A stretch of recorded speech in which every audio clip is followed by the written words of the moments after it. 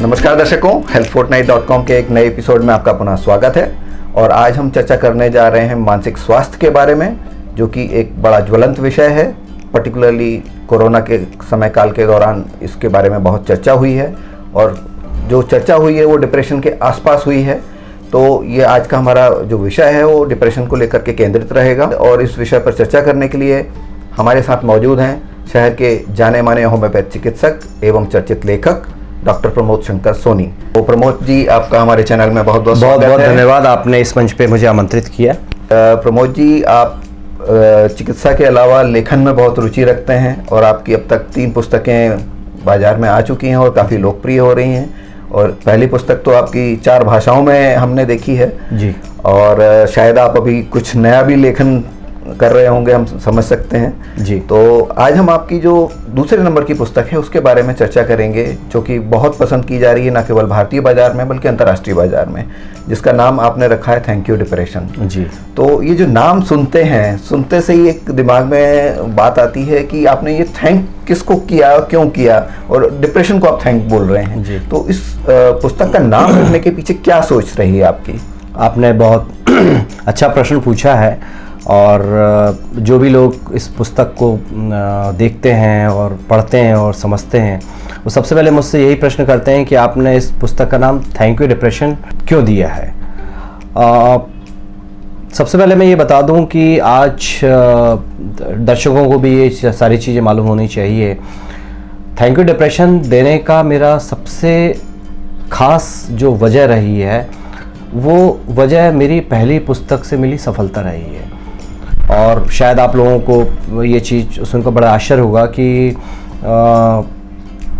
इस डिप्रेशन का सबसे पहले शिकार शायद मैं ही हुआ था, जिसने कि मुझे 4 साल तक इस बुरी तरीके से अपने चंगुल में जकड़ा कि निकलना मेरे लिए लगभग नामुमकिन हो रहा था।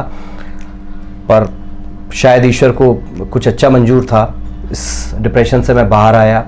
डिप्रेशन से बाहर आने के बाद जब मैंने अपनी पहली पुस्तक डिप्रेशन से छुटकारा लिखी, और उसके बाद जो मुझे सफलता मिली है, तो उस सफलता के कारण ही मैंने अपने इस डिप्रेशन को थैंक किया कि भाई आज मैं जो कुछ भी हूँ, मेरी पहली पुस्तक और डिप्रेशन के कारण ही हूँ, कि जिसके कारण आज अधिक से अधिक लोग मुझे पढ़ पा रहे हैं, समझ पा रहे हैं और डिप्रेशन जैसी गंभीर बीमारियों से उभर पा रहा है। बस यही एक कारण था कि मैंने इस पुस्तक का नाम थैंक यू डिप्रेशन दिया। ओके, तो डॉक्टर साहब, आपने इसके पीछे का रीज़न तो बता दिया कि आपने डिप्रेशन को थैंक किया क्योंकि उस डिप्रेशन की वजह से आप में सारे बदलाव आए, आप में आत्मविश्वास जागा और आपने इस पुस्तक को लिखा, और इस पुस्तक की सफलता ने आपको फर्दर आत्मविश्वास दिया, जिससे कि आप दूसरी पुस्तक के लिए प्रेरित हुए। बिल्कुल। तो अब हम ये जानना चाहेंगे कि जो आपकी पहली पुस्तक थी जी, उस पुस्तक में और आपकी जो दूसरी पुस्तक है, इसमें जो विषय वस्तु रखी है आपने, है अवसाद के ऊपर ही, डिप्रेशन के ऊपर ही, लेकिन ये पहली पुस्तक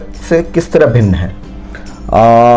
मेरी पहली पुस्तक जो 2011 में डिप्रेशन से छुटकारा आई थी, वो हिंदी में लिखी गई थी, और उसमें बहुत सारे टॉपिक्स ऐसे थे जो कि इंडिया को सेंटर्ड करके, फोकस्ड करके ही लिखे गए थे। जब ये किताब पॉपुलर हुई तो बहुत सारे नॉर्थ ईस्ट के जो पढ़ने वाले थे, साउथ इंडिया के जो पढ़ने वाले थे, जो नॉन हिंदी रीजन से आते थे, उनका केवल ये मानना था कि भाई ये किताब क्या उनकी भाषा में या अंग्रेजी में उपलब्ध नहीं है क्या। काफ़ी दिनों से मेरे मन में विचार चल रहा था कि इसको मैं उनको भी इस किताब को पढ़ने का हक है। उसी दौरान जब कोरोना से हम सारे लोग प्रभावित हुए, तो मेरे दिमाग में ये आया है कि क्यों ना कोरोना को थोड़ा सा इससे मिंगल करते हुए मैं एक ऐसी किताब लिखूं जो कि ना केवल इंडिया में बल्कि अब्रॉड में भी, और जो डेवलप्ड कंट्रीज़ हैं वहाँ पे भी इसके बारे में अधिक से अधिक लोग जानें, क्योंकि आज भी डिप्रेशन को एक स्टिग्मा ही समझा जाता है, ना केवल इंडिया में बल्कि बहुत सारी कंट्रीज़ में भी। तो अगर आप ये कहेंगे कि पहली पुस्तक से मेरी ये पुस्तक कितनी भिन्न है, तो मैं ये कहूँगा कि देखा जाए तो ये किताब एक बिल्कुल अलग डायरेक्शन में लिखी गई है, और इसमें उन चीज़ों को भी समाहित किया गया है जो पहली पुस्तक में मेरी छूट गई थी। एग्जाम्पल से लेके ट्रीटमेंट के तरीके, अप्रोचेस क्या क्या हैं, क्योंकि बहुत सारी अप्रोचेस जो इंडिया में होती हैं वो फॉरेन कंट्रीज़ में नहीं होती हैं, बहुत सारी जो ट्रीटमेंट की पद्धतियाँ हैं जो फॉरेन कंट्रीज़ में होती हैं वो इंडिया में नहीं होती हैं। तो इन सारी चीज़ों को मिला के मैंने एक नई पुस्तक लिखी है, जिसमें कि निश्चित रूप से पहली पुस्तक की तुलना में बहुत ज़्यादा जानकारी मिलेगी। सामग्री मतलब आपकी ज़्यादा है और उसका विस्तार ज़्यादा है, बहुत ज़्यादा विस्तार से लिखी गई है। जी जी जी। तो डॉक्टर साहब ये जानना चाहेंगे कि जो आपकी दूसरी पुस्तक है जिसके बारे में हम चर्चा कर रहे हैं, तो ये किस तरह के एज ग्रुप को एड्रेस करती है, और इसमें पर्टिकुलर अगर हम बात करें तो आपकी जो अनुभव हैं इनमें अगर हम देखें तो कौन सा आयु वर्ग जो है आज सबसे ज़्यादा डिप्रेशन का शिकार हो रहा है, या जिसको सबसे ज़्यादा इस पुस्तक की ज़रूरत है? देखिए, आपका ये प्रश्न वास्तव में बहुत ही ज्वलंत है।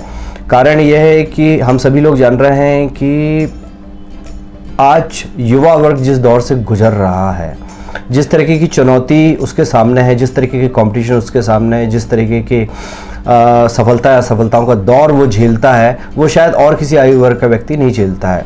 हालांकि ये कहना ठीक नहीं होगा कि भी डिप्रेशन किसी अन्य आयु वर्ग के लोगों को नहीं होता। तो आजकल डिप्रेशन बच्चों में भी होता है, जेरिएटिक एरियाज़ में भी, मतलब बुढ़ापे में भी बहुत ज़्यादा होता है। तो डिप्रेशन हर आयु वर्ग में हर किसी को हो रहा है, लेकिन उसके कारण अलग अलग हो सकते हैं निश्चित रूप से। और एक कारण अभी तो एक जो कोरोना के साथ साथ एक जो कंपटीशन का जो दौर चल रहा है, आगे बढ़ने की जो एक होड़ मची हुई है, तो युवाओं के साथ साथ महिलाओं को डिप्रेशन सबसे ज़्यादा अपने शिकार में ले रहा है। उनके तो क्या कारण पाते हैं आप महिलाओं में? देखिए, महिलाओं में बहुत सारे कारण हैं। एक तो अभी भी देखिए, निश्चित रूप से महिलाओं की स्थिति बहुत ज़्यादा सुधरी है और आज वो पुरुष के साथ कंधे से कंधा मिला के चल रहे हैं, लेकिन बहुत सारे स्टेट्स ऐसे हैं भारत में जहाँ पे कि अभी भी महिलाएं अपने आप को प्रूफ करने के लिए संघर्ष कर रही हैं।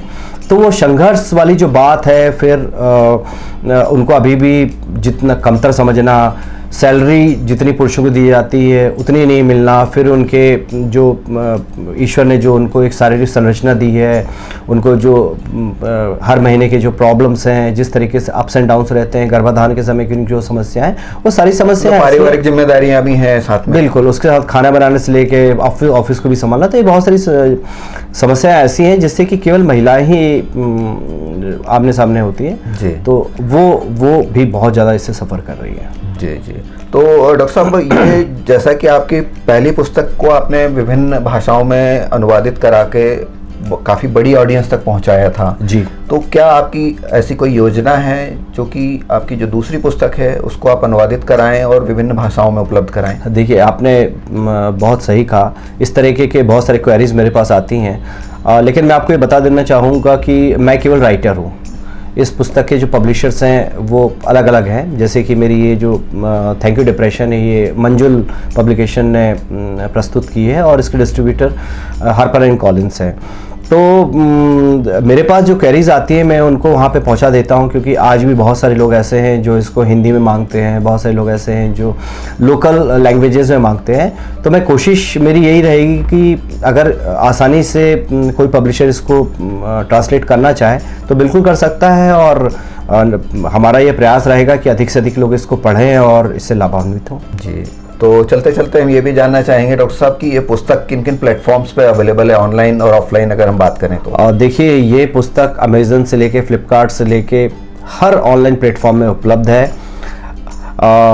जितने भी इंडिया के और अब्रॉड के जितने भी बुक स्टॉल्स हैं, सभी जगह ये किताब आसानी से आपको मिल जाएगी। नहीं मिलेगी तो आप इसको मुझसे पत्र द्वारा मुझसे भी मंगा सकते हैं। मैं अपने इसमें जो हमारा कमेंट बॉक्स है या हमारी जो नीचे स्क्रीन दिखाई दे रही है जी, हम उसमें जिन लोगों को इस पुस्तक को मिलने में असुविधा हो रही है तो उनके लिए हम डॉक्टर साहब के ईमेल आईडी और अदर कॉन्टेक्ट डिटेल्स डाल देंगे, सो दैट आप उनसे डायरेक्टली भी अप्रोच कर सकते हैं अगर आपको पुस्तक मिलने में असुविधा हो रही है। तो डॉक्टर साहब बहुत बहुत धन्यवाद, और हम आशा करते हैं कि जल्द ही आप अपनी चौथी पुस्तक को बाजार में लेके आएँ। बिल्कुल, और इस पर आपका शायद संभवतः काम चल भी रहा होगा। आप एक चिकित्सक भी हैं तो आपके जो सुझाव रहते हैं उसकी वजह से काफ़ी लोगों को लाभ मिल रहा है। तो आप लेखन के जरिए भी लोगों को उनके मानसिक स्वास्थ्य के लिए प्रेरित कर रहे हैं, इसके लिए आप साधुवाद के पात्र हैं। आपने मुझे इस मंच पे बुलाया, उसके लिए बहुत बहुत धन्यवाद। और दर्शकों से भी मैं ये निवेदन करना चाहूँगा, अगर उनके कोई प्रश्न है और कोई समस्या है, मानसिक समस्या के अलावा दूसरी भी समस्याएं हैं, तो आप मुझसे डायरेक्ट आप संपर्क कर सकते हैं। और सोनी जी आपको मेरा पता और वो सब दे ही देंगे।